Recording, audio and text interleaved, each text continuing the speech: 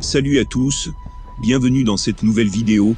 Pour ne rien rater, clique sur le bouton abonnement et active la cloche de notification pour rester informé des nouveautés. Alors, prête à partir? Voici donc pour vous le prototypage sous toutes ses formes. Un prototype est un outil physique ou virtuel qui permet de représenter de manière synthétique un projet à un état N pour l'aider à avancer à un état N+1. Mais il n'existe pas un seul prototype pour un même projet et une étape donnée. Ce n'est pas une science exacte pour t'aider à choisir la bonne forme. Veux-tu tester la validité? As-tu peu de moyens? Le projet n'est pas encore très avancé? Alors il te faut un prototype de forme.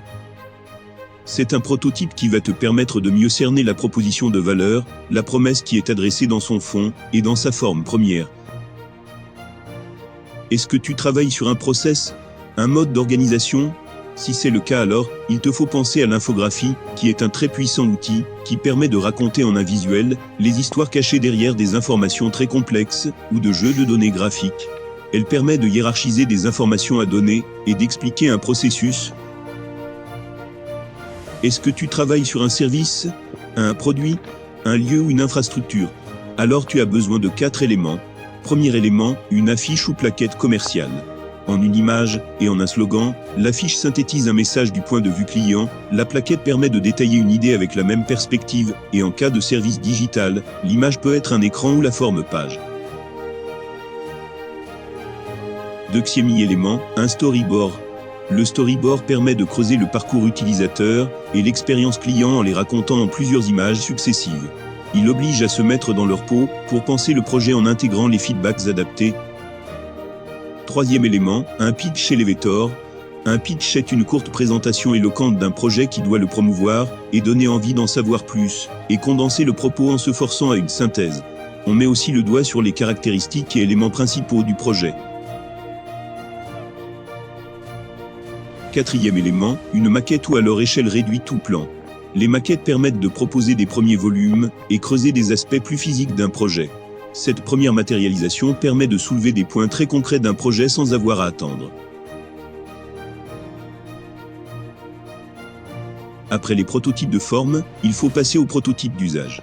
Il s'agira de tester un usage, une fonction spécifique, ou encore une technologie, et si possible observer les utilisateurs en train de le manipuler, pour apporter des améliorations en priorité. Pour ce qui est du prototype d'usage, si le projet porte sur un service digital, ou une web appli, il faudra une maquette d'écran. La maquette d'écran se compose d'interfaces clés pouvant être reliées par une première couche d'interactivité simple. Cela permet de tester les navigations de choix du design central, dans la conception de services digitaux.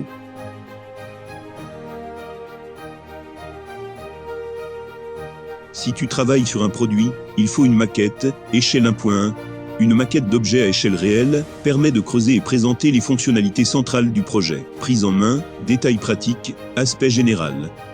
Et si tu travailles sur un lieu ou un service, il faudra un pilote dégradé. Le pilote dégradé permet une expérience proche de la réalité voulue côté client ou utilisateur.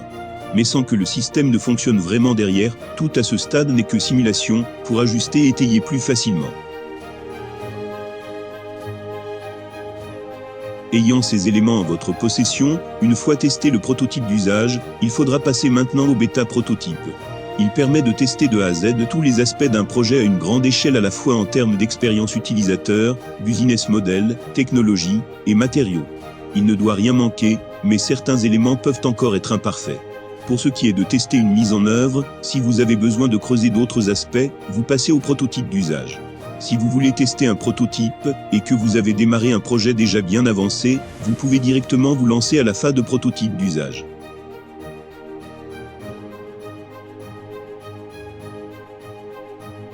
Si vous avez aimé la vidéo, n'hésitez pas à liker, à vous abonner et à laisser votre avis en commentaire pour nous permettre de vous donner des contenus encore plus édifiants.